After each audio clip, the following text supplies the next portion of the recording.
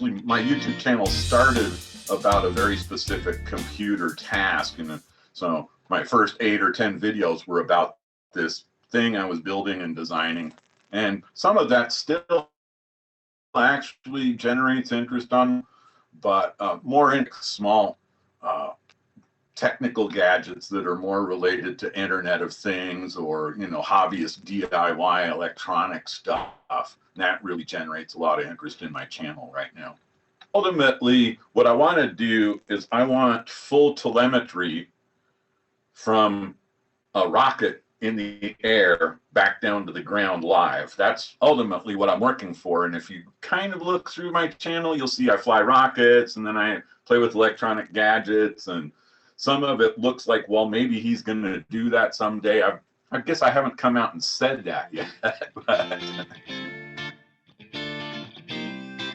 many of the YouTube experts will tell you, you really only have 2 things in your arsenal, and that's the title. Title has to be searchable, and the thumbnail has to be attractive or interesting or controversial. So that's the thumbnail is one of those 2 things that gets you a view. I was just looking at that this morning.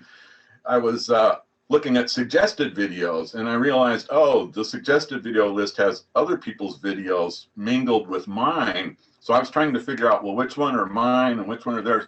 And then you look at what's called the click-through rate. So you have an impression, which means they put it up in front of people and people see it. But the click-through rate is like, that's the thumbnail.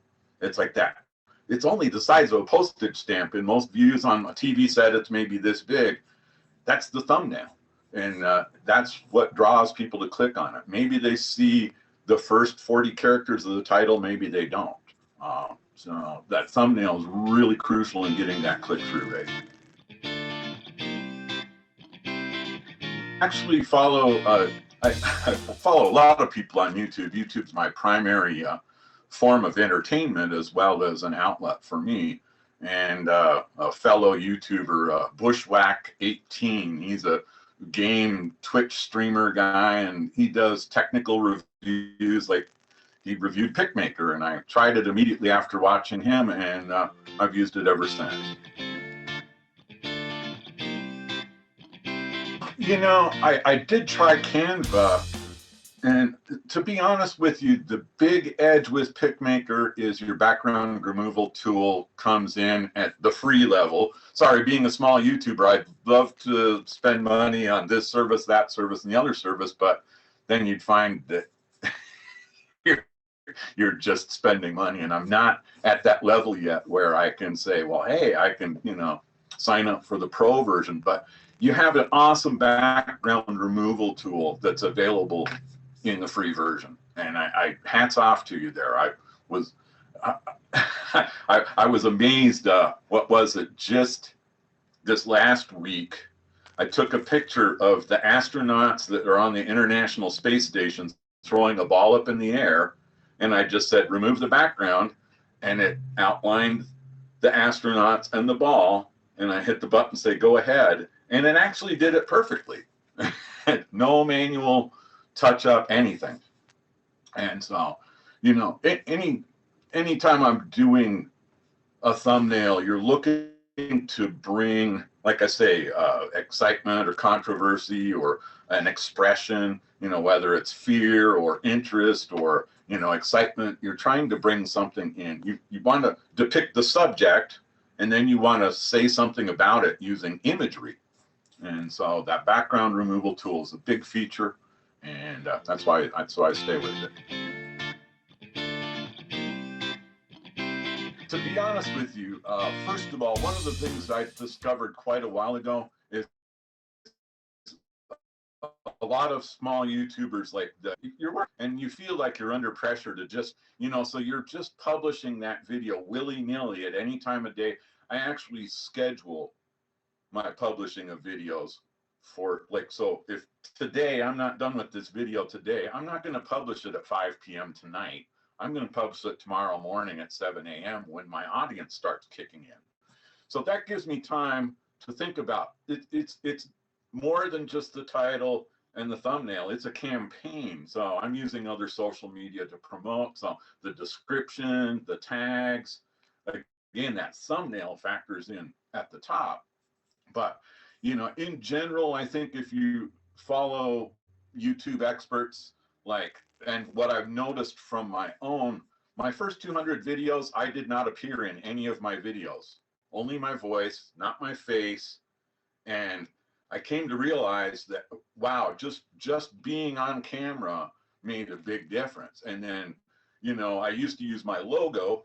I used to use my logo in my thumbnails, and that wasn't as exciting as putting your face in there with some expression, like whether it's a, you know, excitement over something, or, you know, I don't know if this is going to work, you know. So I don't really go towards being super controversial, but you have to present sort of you have to present a conflict, like, can it succeed? Will it work? What are we going to do next? Or how come this didn't work? You have to represent that. And generally, you're looking to, another one is animals.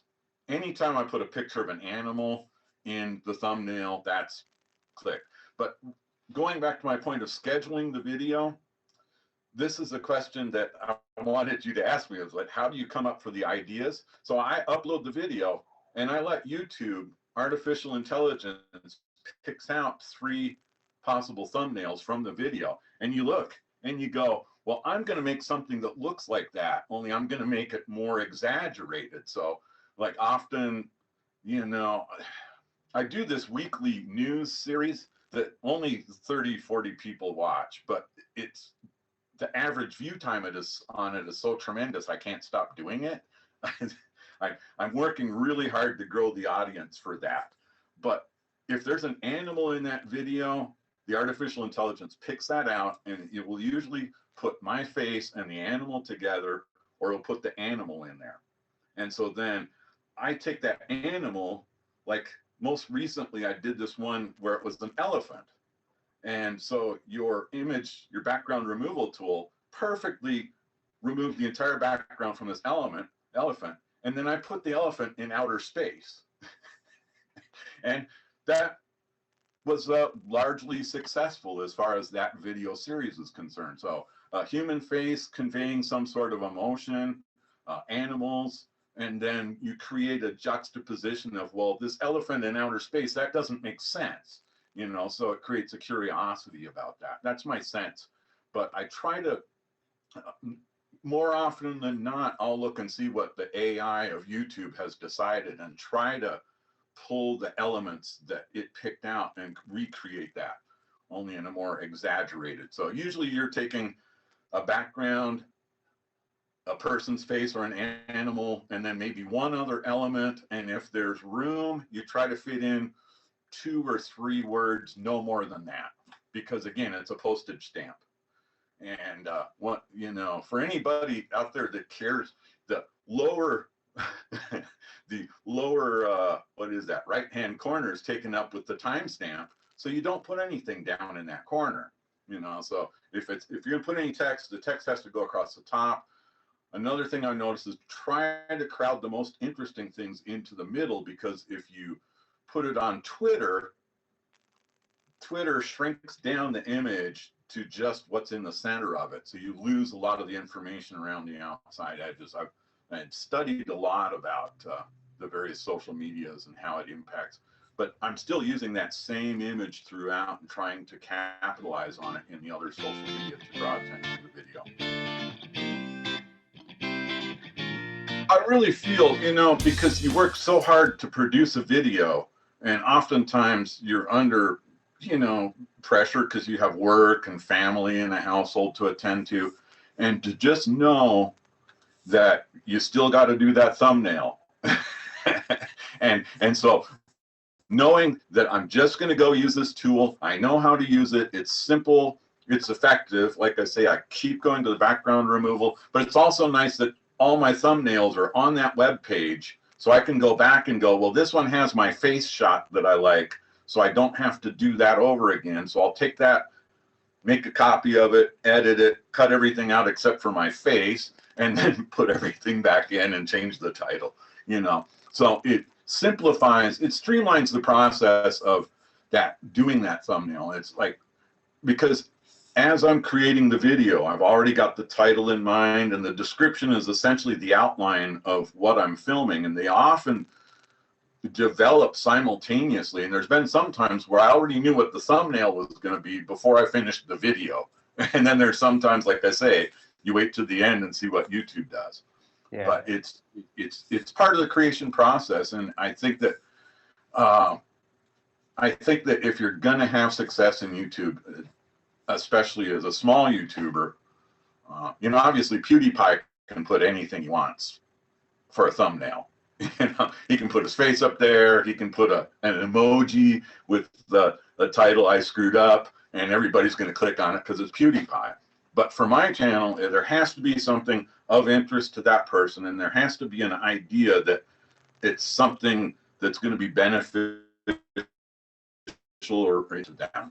And so that creation of the thumbnail is so integral to that creation process. Thumbnail, it's like, that's the last thing I'm doing when I'm creating the package and finishing it up. It's usually the thumbnail. And oftentimes you feel this tremendous pressure to produce something, you know, that's going to win for you. And I feel confident whenever I go to PicMaker that that's going to happen. So I always recommend PicMaker, you know, and again, specifically because of the background removal. You know, I tried, gosh, whatever the other one was, I forgot. I don't want to have to install another app on my PC because it'll be on that one, but it's not on that one. And I actually work from several different computers throughout the house. So I don't want to have to install an application. Having it on the internet that I can access wherever I'm at, just PicMaker again. And then with my history of thumbnails that I can draw on, PicMaker wins hands down.